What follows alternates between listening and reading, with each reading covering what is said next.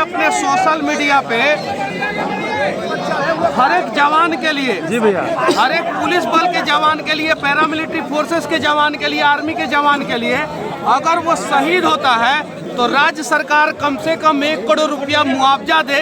पैसे से तो जान वापस नहीं आ सकता है, पैसा तो सब कुछ नहीं है, लेकिन बहुत कुछ है, पहला चीज। दूसरा चीज, उनके परिवार में एक नौकरी दे, एक परिवार में एक नौकरी दे, ये राज्य सरकार की जिम्मेवारी बनती है, जी भैया। और तीसरा चीज कि उनके बच्चों गोल्डन ग्रेजुएशन तक का फ्री शिक्षा का व्यवस्था करें, जी भैया।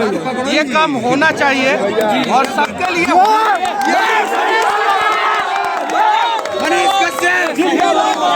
मनीष भैया,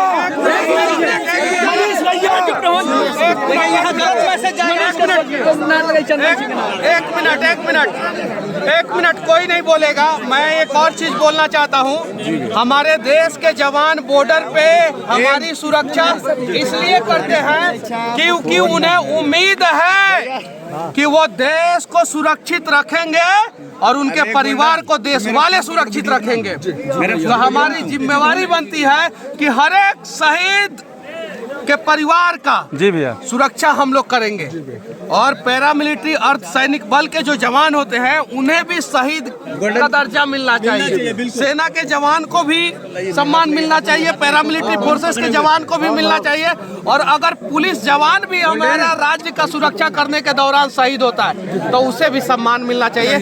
ये आवाज जो है आप लोग दूर तक पहुंचाइए ताकि जो है, जी भैया, भविष्य में भी सबको इंसाफ मिले।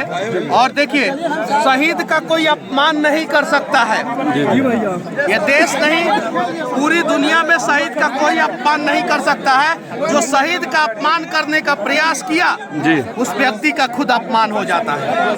शहीद का कोई अपमान नहीं कर सकता है। अगर मैं शहीद को सम्मान दे रहा हूँ तो लोग मुझे सम्मान देंगे। अगर मैं शहीद का अपमान करने का प्रयास करूंगा तो लोग मेरा अपमान करेंगे। तो बिहार के सभी नेताओं से विनती है, जी भैया, शहीद का सम्मान। फोटो उनका फाड़ दिया गया, नाम मिटा दिया गया। अब बस